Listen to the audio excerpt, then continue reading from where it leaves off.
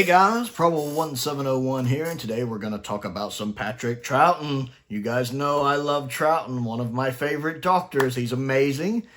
And we're going to talk about which season do you think is Patrick Troughton's strongest? What is the strongest second Doctor season? Now, sadly, we have none of those in the collection range just yet, with only having one season from the 60s so far, with that being season 2. Hopefully we get a Troughton.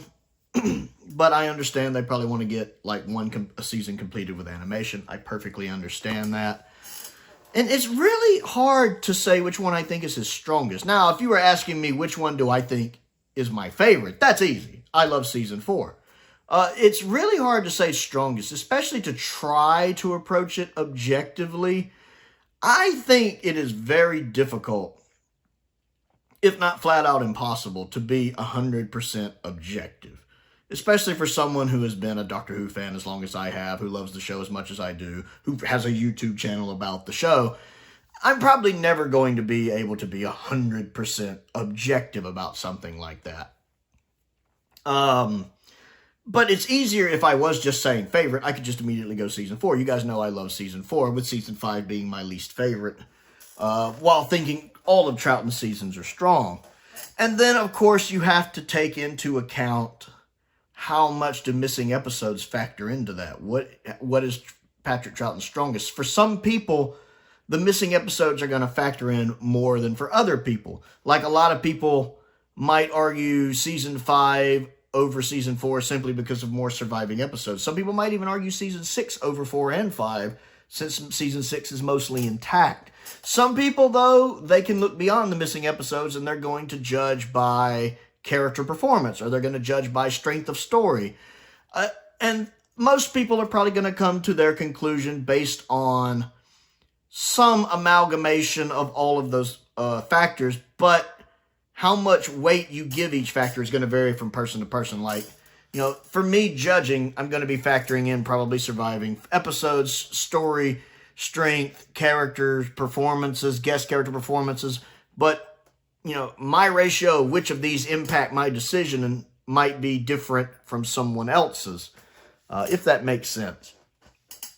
Now, I know a lot of people are going to immediately go to season 5. That seems to be within the fan consensus from what I've seen. A lot of people seem to think season 5 is the strongest season. My biggest problem with season 5, and I think a lot of you, I don't know if I'd call it a problem. I think one of its biggest things that you have to admit is that, and I think even the people who love season 5, and I like season 5, would at least admit that it really does use the Base Under Siege plot a lot. Almost cookie cutter. Now, the stories are still vastly different, but it does use that thread a lot of Base Under Siege. You run into that a lot in Fury, in Wheel, in Tomb, in Abominable Snowman to a degree. They're done in different ways, but you get a lot of those bust stories this season. I feel like you don't have as big of a variety like maybe you do in other seasons. And then I find so many stories in season 5, personally, to be good stories, but to be overrated. You take Tomb of the Cybermen. Is Tomb of the Cybermen good? Absolutely. Is it great? Sure. Is it this masterpiece of a story? No. Is it S tier? No. The main reason Tomb of the Cybermen got the attention it did, one, is because when it was missing for so long, it kind of built up that legendary status of people's mind of being amazing, which is why when it was actually found in the early 90s and people got to see it again for the first time in a long time, or the first time in ever, in some cases, it was a bit of a letdown. If you actually go back and look, a lot of people were actually let down about when they actually saw it, because it didn't quite live up to the hype that had been built up around it. Kind of the opposite of Enemy of the World. Now, in the decades since it was recovered, it has kind of built back up that reputation of being, you know, this magnificent, amazing 10 out of 10 story, 9 out of 10 story. But I think one of the reasons it gets that is, one, it's the only complete Cybermen story from the 60s, which is tragic, because the Cybermen's best decade is the 60s. But also because it's probably the most easily approachable Troughton story for someone just getting into either Classic Who, 60s Who, or Troughton. Because showing somebody their first, second Doctor story, unless you want to just show them like 3 Doctors or 5 Doctors, you're probably going to want to show them a complete story. And that limits you to 7 stories. And then you don't want to show them the Dominators, because it's the Dominators. And you don't want to show them the Crotons, because while I love the Crotons, I know it's not a fan favorite. And it probably wouldn't be a first Troughton short story I would show somebody. You don't want to show them the War Games, because it's 10 episodes long. I guess you could show them the colorized version of the War Games, but you're not getting the true second Doctor experience there. And the 10 episode version is just, that's too much to put on somebody just getting into classic 60s or Troughton. Seeds of Death is not a bad option, but it's still 6 parts. And really the only Troughton 4-parter that makes sense to show would be Tomb of the Cybermen. I do think Tomb of the Cybermen is a great entry to 60s Who. I think it's a great entry to Classic Who. I think it's a great entry to Patrick Troughton's era. So I feel like it gets more of good credit for those things than for being just an objectively good story. Like if the Moon Base was complete, I would tell someone to go watch the Moon Base instead. I think the Moon Base is a better story. I also think the Invasion is a better story, but again, I wouldn't put someone just getting into Classic Who. I wouldn't put them on an 8-parter. Even if Invasion was complete, that's just 8 parts is probably too much. I'd ease them into that. But Tomb I find overrated. I have the same problem with the Web of Fear, and I don't quite know why, because I love the Web of Fear. It's great. And the set design is phenomenal. Great introduction to the Brigadier. Maybe if it was complete. Maybe if we got episode 3 back. Maybe that episode 3 being missing just rankles me. But while I really like the Web of Fear and the atmosphere it has, for some reason, I don't quite put it in S tier. Although I honestly think if it was complete, it might be higher. Enemy of the World, I find overrated. I think it's good. I think Troughton's putting in good performances, but I don't even put it in great. It's a B tier at best for me. At best, a B tier. I just don't quite get into that hype. Fury from the Deep, it's just the animation that lets it down. The actual story sounds great. I've never listened to just the audio. I have watched the reconstruction, which I enjoyed, even though 6 parts reconstructed is a bit of a chore. But I like Fury from the Deep. If it had better animation, if Sun and Moon Studios came back and did it, I'd probably enjoy it. The Ice Warriors, I'm not a big fan of. I just don't get into the Ice Warriors. I find it a little boring. I think the animation for the missing episodes is good. I find it a little boring. I find some of the characters uninteresting. And at 6 parts, it's a slog to get through for me. Wheel in Space, I think watching Iz Skinner's and Steve Skinner's animation for it has helped me appreciate it more. Now, even when I watched it originally with the loose cannon reconstruction, I thought it was a little better in its reputation. I understand why it's considered the weakest 60s Cyberman story. That being said, it is still better than some of the Cybermen stories we've gotten later, especially in the modern series. And I'd even probably put it above Silver Nemesis. And I like Silver Nemesis, underrated story. So I do think Wheel in Space is underrated just as a story, but the animation that the Skinners did for it also raised it up a little bit in my estimation, even more. While, again, weakest of the 60s, and kind of weak for a season finale, it's still a good story. Again, C to B tier. It'd be in that C to B tier for me. Maybe in between them, maybe B tier is where I'd put it. And if I haven't covered all of them at that point, well, Abominable Snowmen, which I do like. I like Abominable Snowmen. But I still don't put it in S tier. So that's the thing with me, is I find a lot of the stories this season that are considered the masterpieces overrated. Good, but overrated. Well, that good came out weird, didn't it? Good. What was that? So for me, objectively, I don't know if I could put that trying to be objective. Again, as much as I can. I have a feeling Season 4 is still going to win this for me.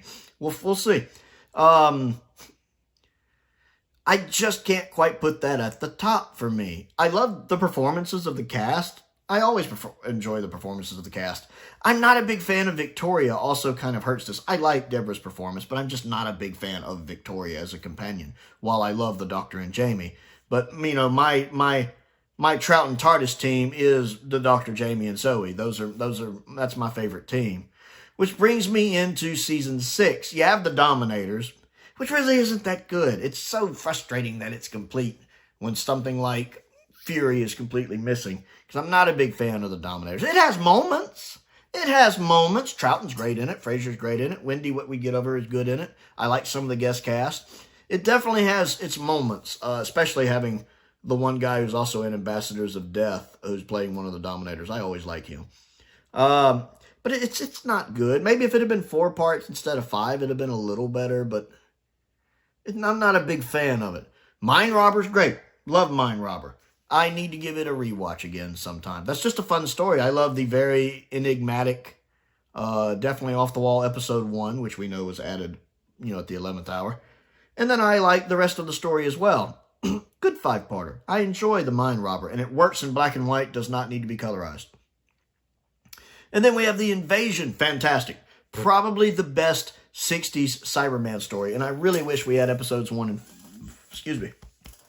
and 4. I think the animation for The Invasion is really good. Holds up even today. Hard to believe it's almost 20 years old, isn't it? That animation is almost 20 years old. That's crazy. But it holds up. It's good animation.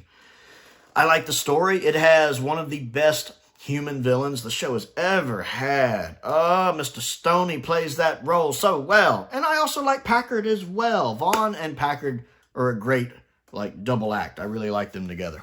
And then the Cybermen, while they're only in half the story, they're great. I mean, some of the most iconic shots in all of Doctor Who are the Cybermen walking around in this episode, coming out of the sewers. That's so iconic. And it has a good ending. And it's nice to have the Brigadier back, kind of establishing him as a recurring guest character. And we get Benton, the first episode with Benton, which I love. I like Benton a lot. Everybody likes Benton. So The Invasion, strong recommend on that one. Didn't we? Of course, we have the Crotons, which is good. I think the Crotons is underrated. It's not perfect, but it's a great introduction, I think, for Bob Holmes to get into Doctor Who. Definitely not his best work, but I like it. I enjoy the fact it's a 4-parter that knows it only needs to be a 4-parter. It's got a couple really good cliffhangers. And I like... The Crotons are really good from the waist up. Now, from the waist down, it's a bit rough.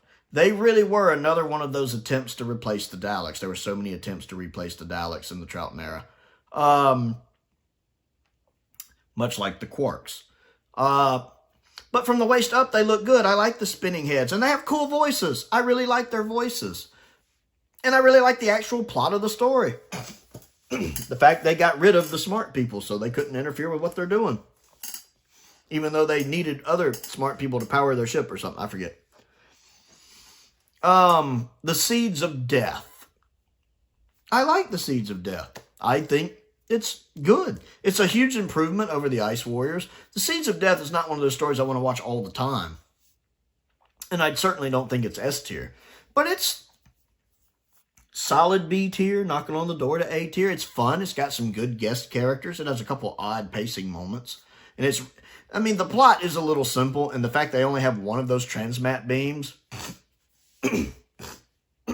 You figure there'd be a backup. In case it goes offline. The fact there's only one is really silly when you start thinking about it. But again, 60s, family kid show at the time. Troughton is great in it. I like the special effects in it. I like the Ice Warriors in it. I think it's a fun, good story. Space Pirates. I think Space Pirates mainly suffers from being missing. Again, it's Robert Holmes. Robert Holmes doesn't really write bad scripts. I can't think of any scripts from Robert Holmes that are just flat out bad scripts. Even Power of Kroll, which you guys know I'm not a fan of. I don't think the script is bad. I think it's decent. I think the execution of the script is not good in that story. And again, I don't think it's Bob Holmes' best work either. But I don't think the script is just bad. And I don't think the Space Pirates script is bad. I do think it's a 4-parter stretched out to 6 parts, which that's exactly what happened. And it's really hard to fill those 6 parts. But I feel like the lack of telesnaps, because John Cura was in very bad health at the time. He didn't take telesnaps, and I believe he passed away very soon after. the lack of telesnaps, and the fact that there's not much going on in the surviving episode really hurts this story.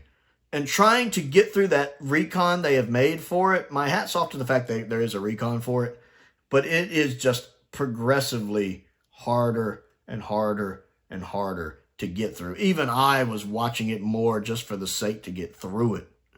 But the novelization for it is a good read. I actually really liked the novelization of the Space Pirates and found it to be a very good read. And I do like the character of Milo a lot as well. Isn't that his name, Milo? I think that's his name. I like the character, even if he does kind of sound like Jimmy Stewart to me. And then the War Games is just the War Games. I love the War Games. I love the War Games, flat out. It's 10 parts. Maybe there's padding, but the padding works for me. I like the padding. And I enjoyed the colorized version of it. I'm doing this like it's on the shelf yet, and it's not. I enjoyed the colorization version. I don't mind having alternate versions of watching stories. I don't have to think of them as replacing the originals, because they're not. And I don't have to think of them as the canon versions, because they're not the original versions of the canon versions for me. Unless I'm talking about updated special effects. And then it doesn't really matter. Sometimes I want to watch something with the original effects, sometimes the updated effects. Sometimes I want to watch an omnibus cut of the Daemons. Sometimes I want to watch the regular version of the Daemons. Not that very often I want to watch the Daemons. The Daemons is good, but it's not one of those stories I have to watch all the time. So I don't mind having alternate ways of viewing stories, that fits with what I'm in the mood to watch. But I think The War Games is phenomenal. One of Troughton's best stories and an iconic piece of Doctor Who. So season 6 is a bit of a mixed bag, except for I can enjoy most of the stories. I'm not going to rewatch Space Pirates with that recon ever. I will either read the novelization or wait for an animation or just watch the surviving episode and read the novelization. I don't know. I don't think I'd ever make it through that recon again. And The Dominators really is one of those once every blue moon watches, because there are some enjoyable parts to it. But the rest of the season is pretty easy to go back and rewatch. And then season 4, where again, is it possible for someone that watches Doctor Who as much as I do and loves Doctor Who as much as I do to be 100% objective about it? I don't know. Again, I kind of feel like season 4 is going to win this for me. And I'm trying to detach the fact I love season 4, but some of the reasons why I love season 4 are probably the same reasons why I would say season 4 could be the strongest season. Now, keep in mind the first couple stories are Hartnell stories. I like the Smugglers a lot. Like, right off the bat, I love the Smugglers. Easily, probably the best pirate episode Doctor Who has ever done. I read the novelization, and I loved the novelization. I loved the novelization. That was my first experience with the Smugglers, was reading the novelization. I believe that's one of the ones the Flyattractor has sent me. The Flyattractor has sent me a lot of Doctor Who novels, especially a lot of the novelizations. And there are several stories that I hadn't seen at the time that my first experience with them was the novelization. The Highlanders was the same way. And we'll talk about the Highlanders in this season too. And I really appreciate the Flyattractor sending all of that. Now, I loved the recon of the Smugglers too. I did go back and watch, once they finally announced Savages as the next animation, I went ahead, because we thought it might have been Smugglers. I went ahead and watched the recon for Smugglers, and I loved it. Even as 4 parts, almost completely recon, I still loved it. I can see myself going back and re-watching that recon. And it's because, 1, the recon's just really well put together. 2, I love the story. I love the story. I love everything going on with the Doctor. I love everything going on with the pirates. I like the character, like the pirate Captain Pike. I like him. The actor playing him is good. The guy playing Cherub is really good. I tend to like Ben and Polly a lot generally.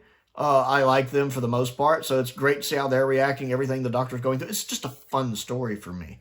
The 10th Planet. Now, I always find the 10th Planet a little overrated. I think it's a great introduction to the Cybermen.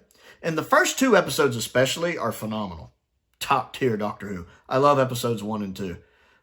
William Hartnell's putting in a good performance, especially those first 2 episodes. And when he comes back in the 4th, when he also putting in a good performance. Ben and Polly are good. I like the guest cast. I love that Cybermen design. The creepiest the Cybermen have ever looked. They're so scary in this one. I enjoy the story well enough. I think it's done better in the Moon Base, but I enjoy the story. Now, the Doctor not being in episode 3, I feel like hurts it, which, again, not their fault. Hartnell was sick. They had to do rewrites. I get it. But him not being there does hurt that episode. Even though I do like that we get to see a little more from the guy with the glasses who's running around in that episode. I do like him. And then episode 4 being missing hurts it. I like Planet 55's animation. It's good. But this episode really needs to exist. That episode is so important to Doctor Who. And I'm so grateful we have the clip of the regeneration and a few other clips from the episode. But that episode really needs to exist. It's also really hard going from such an iconic story where you spend 3 episodes building up to that final episode, and those 3 episodes exist just to get to the climax of the story and not have that actual episode there is, well, a bit anticlimactic and a bit frustrating. So those 2 things kind of pull 10th Planet down a little bit for me. Good story, but the second half doesn't live up to the first half for me because of that, because of Hartnell not being there in episode 3 and because we only have the animation for episode 4.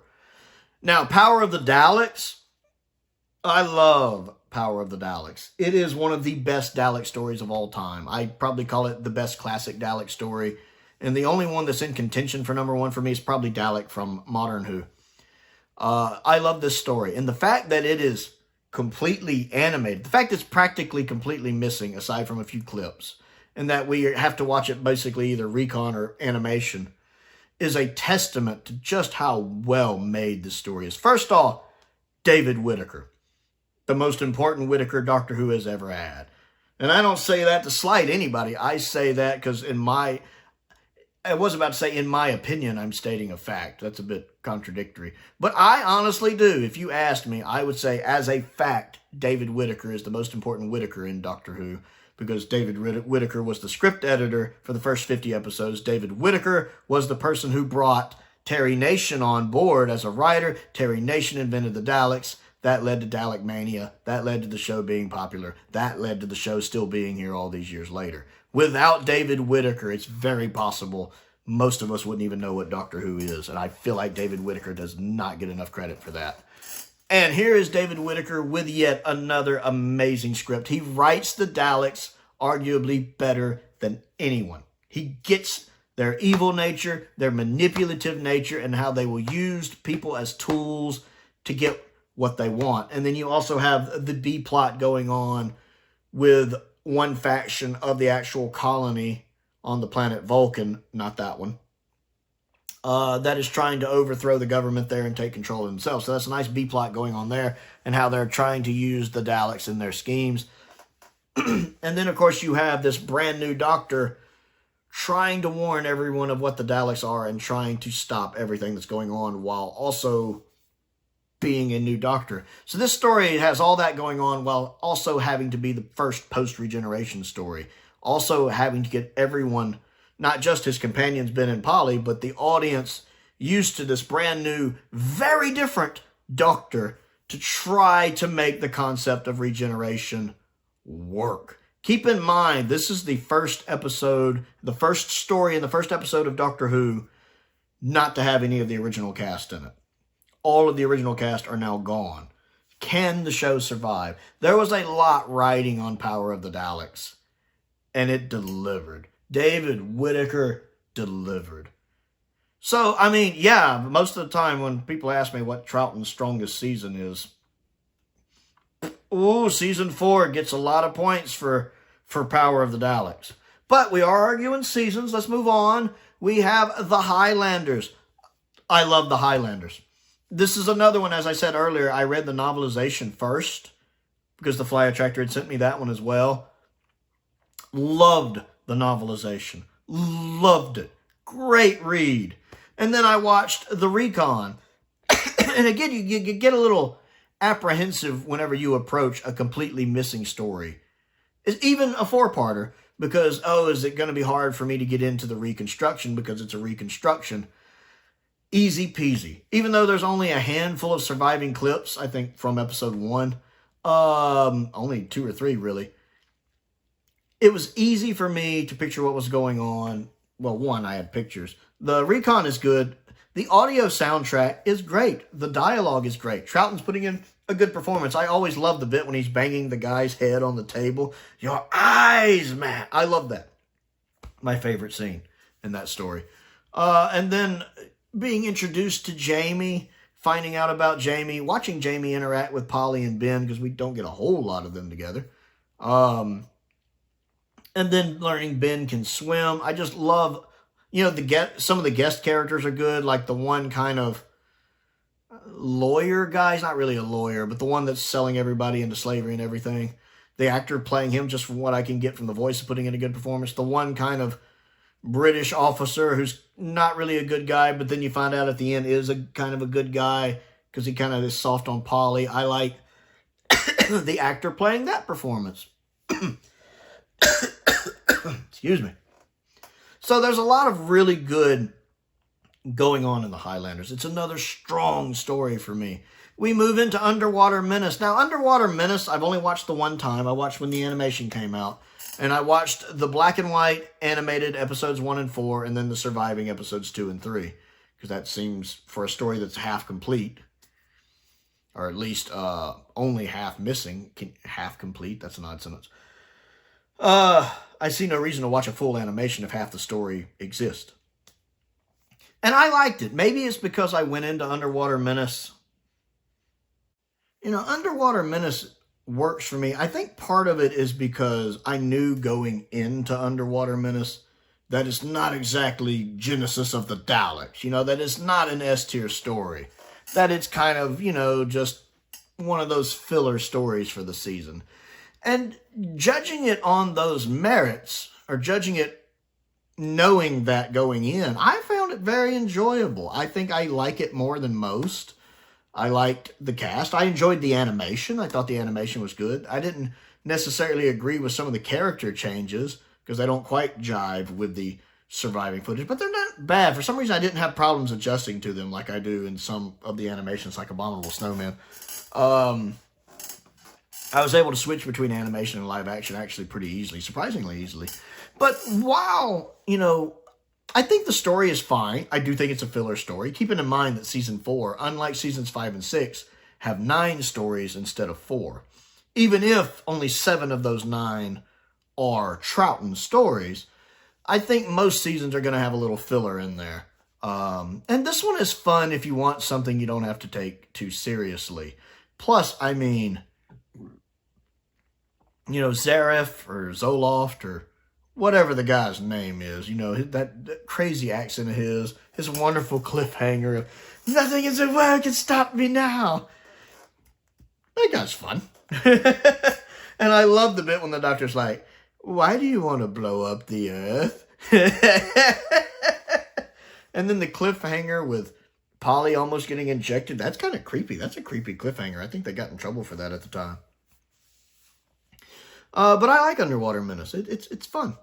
And then you have the Moon Base. I love the Moon Base. It is arguably the best 60s Cybermen story. It's between it and the Invasion. I'd probably say the Invasion, but Moon Base is right behind it. I think the Moon Base is really good. Some of the effects are a little naff. Actually, some of the effects, the animation does better than the surviving footage. Also, it's one of the best animations. That's another thing with Season 4. The 2 best animations we've had, they're both this season. One pre-Power of the Daleks, one post-Power of the Daleks. This is the pre-Power of the Daleks one. This is Planet 55 at their best. And I wish they had gotten to have animated Underwater Menace. I think that would have looked amazing. But this is easily their best work. They have learned from Reign of Terror and 10th Planet.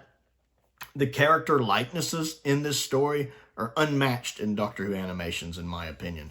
They look like you always know who the characters are. They looked just like their live-action counterparts. The movement of the characters is good. And I don't have any problems switching from live-action to surviving footage.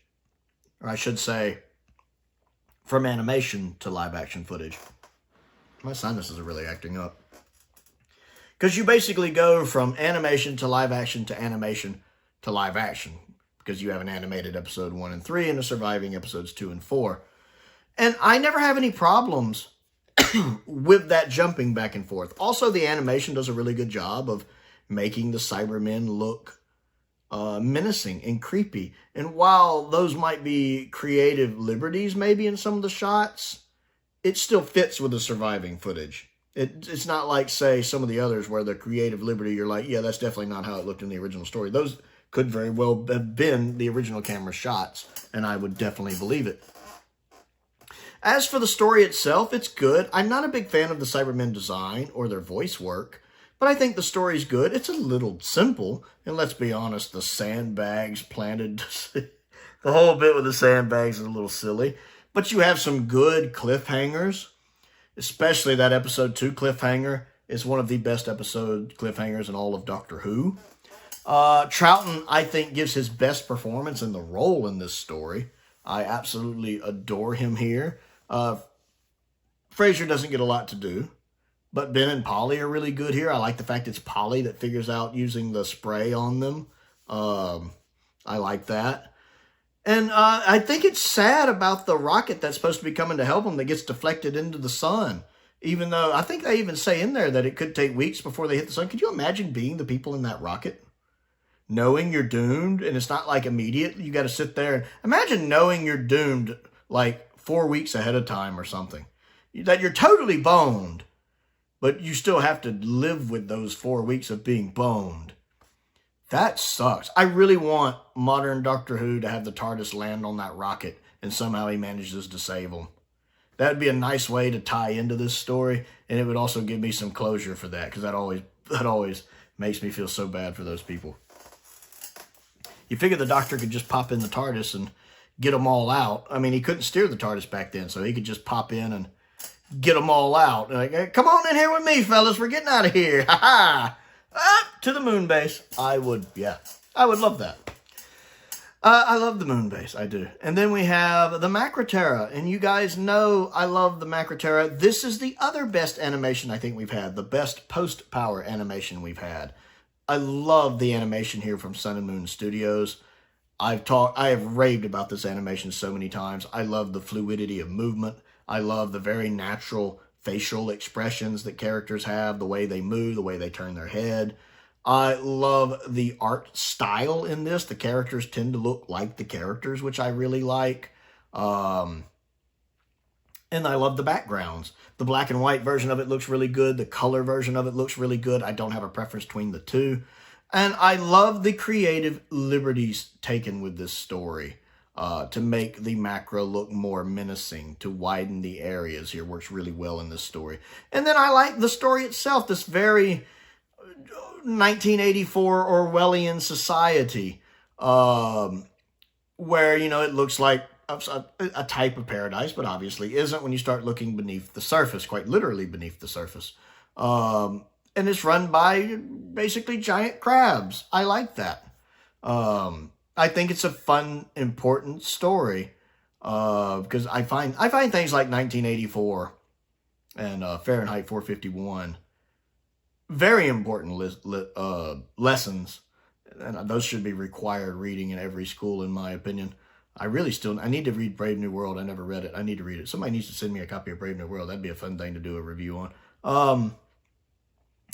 So I like that because stories like the Macra still resonate with me. One of the reasons I love, the Twilight Zone, a lot of the stories in the Twilight Zone still resonate today. Things like my favorite episode of the Twilight Zone, I've talked about it before on this channel, is The Obsolete Man with Burgess Meredith in it, which also deals with a very dystopian 1984 style Orwellian society,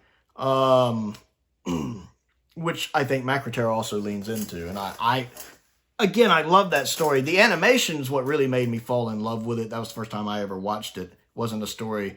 It was a story I was barely even aware of existed. Matter of fact, the only reason I was even aware of it was from the Macra showing back up in Gridlock. I didn't even know what the Macra was before Gridlock aired.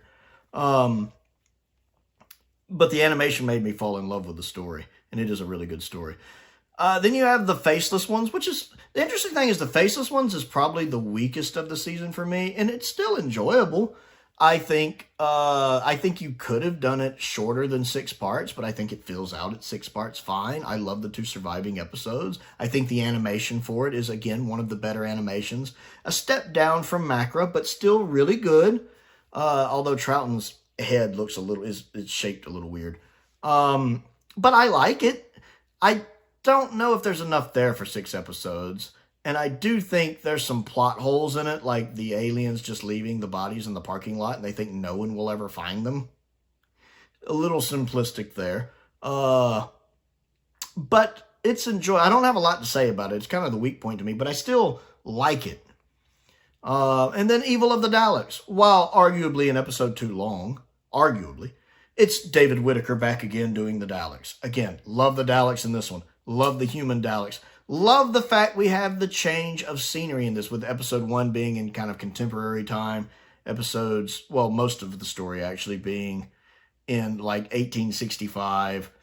And then the last couple episodes being on Skaro. I like the location changes. It gives the story different feels, so it doesn't just feel like 7 episodes in the same setting, which could drag on. This really does kind of give it a nice little reset in tone and feeling. I like the guest characters. I think it's a strong story. I love, especially once they get to Skaro and everything kicks into high gear with the Emperor Dalek. I love the human Daleks. Just a well-written story. And the surviving episode 2, Troughton is putting in such a performance. And what you can get from the audio is really good from him. I just feel like it's a really strong Dalek story. I'm pretty sure most people would rank Evil pretty high if they were ranking Dalek stories. And to be, again, that good and to be mostly missing is that's just talented writing, talented performing, talented directing. So, even if I had to say Troughton's strongest season, I'd probably still say season 4. And again, I can't be 100% objective on that, because one of the reasons season 4 is also my favorites are those strengths. And the fact that season 4 has such a plethora of different stories. I mean, you look at The Smugglers, 10th Planet, Power, Highlanders, Underwater Menace, Moonbase, Macra, Faceless Ones, Evil. You have a lot of different types of stories. There's a wide variety of stories there. I like that. Whereas season 5, while having different locations, you have a lot of the base under siege stuff. You have a lot of the bus stuff. I just like the variety better in 4. And so it's those things that to me make the story stronger and the season stronger are also those same things that I really like. So I still would argue season 4 would be Troughton's strongest season. Even, again, never going to be 100% objective. Never going to be. I love this era too much to be. Now, most of you know that if I was ranking my favorite Troughton seasons, 4 is at the top, then 6, then 5. Now, if I was trying to be objective, as much as I can, I still think I could put season 4 at the top. Season 5 and 6 is tougher. That one, I can't really say between 5 and 6 which one is stronger. I think season 6, again, has a little more variety to it. But I also think season 6 is a little more of a mixed bag. I don't know if season 5 has any flat-out bad stories. This Tomb is good. Abominable Snowmen is good. Enemy of the World is good. I think it's overrated, but good. Web of Fear is, of course, fantastic. Maybe not, God tier, but it's still really good. Maybe even in S tier. And then you have Fury, which is good. It's just the animation letting it down. I can't fault the filmmakers for that. It's made really well. And then Wheel, I think, is underrated. So you have good to really strong stories that season, whereas season 6 does have a couple duds. I think The Dominators isn't that good. And while I like the Space Pirates, there's no way you can just ignore the fact that most of Space Pirates is missing, and that's hard to get through. I enjoy the story, but I still don't think it's top tier Doctor Who. I don't think the story to Space Pirates is bad, but I do think trying to watch the Space Pirates is bad. If you want to enjoy Space Pirates, read the book. And The Dominators just isn't that good. Has some redeeming things in it, but not that good.